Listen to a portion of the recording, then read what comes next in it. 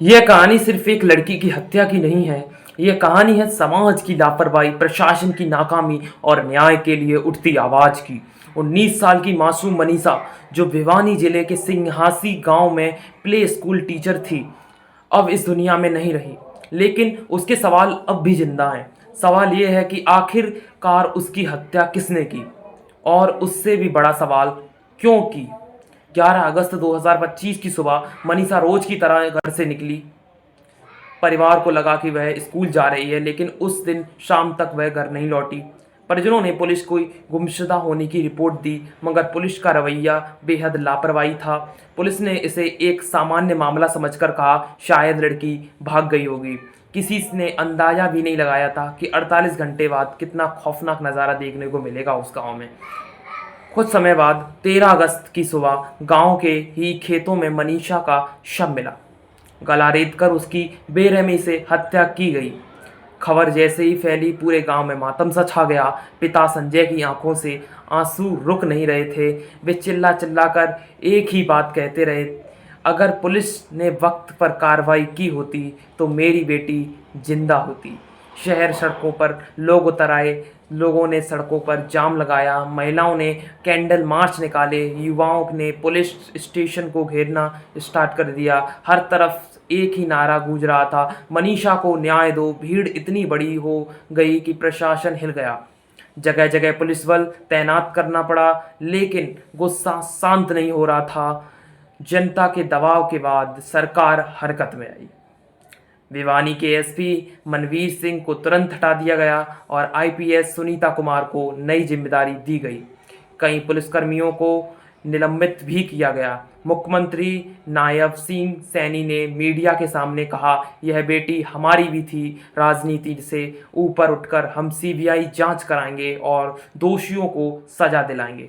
लेकिन विपक्ष ने सरकार पर सवाल दागे और कहा, अगर समय पर पुलिस एक्टिव होती तो यह हालात ही पैदा ना होते। मनीषा के पिता संजय ने कैमरे के सामने हाथ जोड़कर अपील की कि मेरी बेटी की मौत को राजनीतिक मुद्दा मत बनाइए, बस हमें न्याय दिला दीजिए।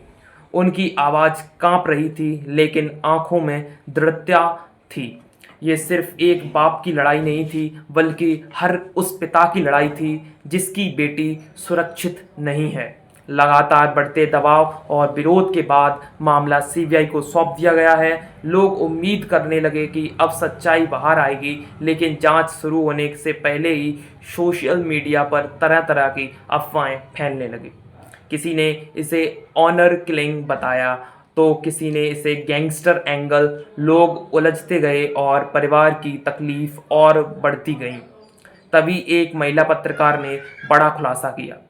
रिपोर्ट में सामने आया कि मनीषा पिछले 1 महीने से घर में प्रताड़ित की जा रही थी। उसके माता पिता और मामा उस पर दबाव डाल रहे थे कि वह अपने प्रेम संबंध को ख़त्म कर दे। उसे मारा पीटा गया, डांटा गया, और सवाल यह है कि क्या मनीषा की हत्या का धागा यही है जुड़ा?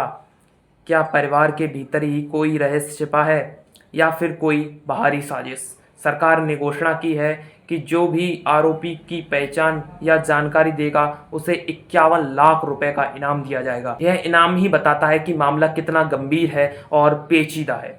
लेकिन इनाम से ज़्यादा है सच्चाई का सामने आना।